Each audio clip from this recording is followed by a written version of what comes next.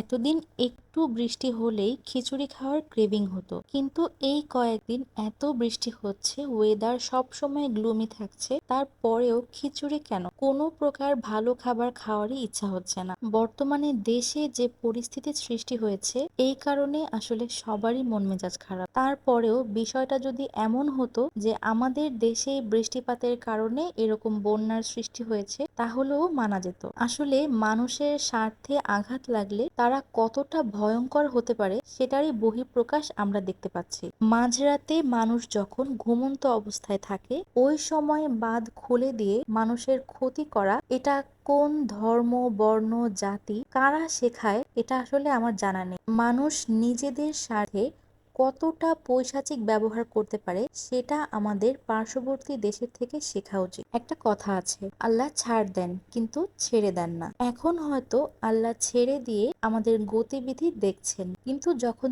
তিনি শুরু করবেন তখন তাকে ঠেকানোর মতো শক্তি কিন্তু কারোর নেই। এই যে আমাদের দেশের এত মানুষ এখন গৃহহীন হয়ে পড়েছে, তাদের বাসস্থান নেই, তাদের কাছে খাবার নেই, তারা কোথায় যাবে জানে না। সেই সাথে অগণিত পশু পাখি মারা যাচ্ছে, কত ফসলি জমি নষ্ট হয়ে যাচ্ছে। তারা কি জানতো না এমন কিছু হবে? এই সব কিছু জেনে শুনেও যারা আমাদের ক্ষতি করে, তারা কিভাবে আমাদের বন্ধু হতে পারে? যাই হোক, এই মুহূর্তে আমরা যারা নিরাপদে সুস্থ আছি, আমরা সবাই এখন তাদের জন্য দোয়া করতে থাকি। সেই সাথে যার যার অবস্থান থেকে যতটুকু পারি তাদের জন্য সাহায্য পাঠাতে পারি। সরাসরি উপস্থিত থেকে সাহায্য না করতে পারলেও আমাদের সাধ্যমতো আর্থিকভাবে কিংবা বিভিন্ন ত্রাণ সামগ্রী তাদের কাছে পৌঁছে দিয়ে কিন্তু তাদেরকে আমরা সাহায্য করতে পারি। এই বিষয় নিয়ে বিভিন্ন সংস্থা এবং স্বেচ্ছাসেবীরা কিন্তু অলরেডি কাজ করছে। তাই আমি সবাইকে অনুরোধ করব, আমরা যে যার অবস্থান থেকে যতটুকু সম্ভব তাদেরকে সাহায্য করি। আমরা কে